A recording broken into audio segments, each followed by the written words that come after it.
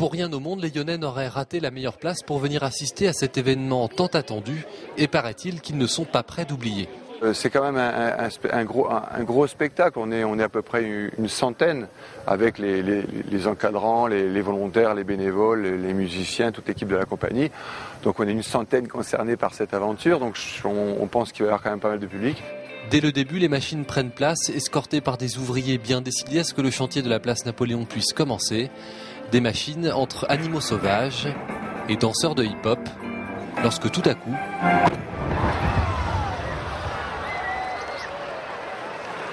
On ne verra plus la place de Napoléon de la même façon, ça c'est clair. C'est surprenant, c'est extraordinaire. Et les spectateurs ne sont pas au bout de leur surprise. Devant leurs yeux sont déterrés les fameux animaux de la place. Des animaux qui feront partie intégrante du chantier. Ces animaux vont rester pendant le chantier et ça permettra de faire venir du monde aussi tout au long du chantier, qui forcément est un peu gênant. Mais l'enjeu, c'est qu'il vienne encore plus de monde en centre-ville. À partir de maintenant, et évidemment après, on en attend des centaines de milliers. C'est pas un chantier ordinaire. Et là, on touche vraiment au cœur de la ville. Et on sent que dans cette mise en scène, il y a une façon de dire que ce chantier est vraiment celui de toute une ville et de toute une agglomération. Une agglomération visiblement conquise par ce projet, un projet que les Lyonnais se sont déjà appropriés. Ça donne une bonne image pour le futur de la Roche, la future place Napoléon.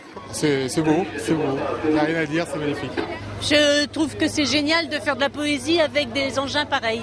Mais le plus dur va commencer. Durant un an, les pelleteuses vont s'activer sur la place Napoléon. Mais cette fois-ci, espérons qu'elle soit un peu moins capricieuse.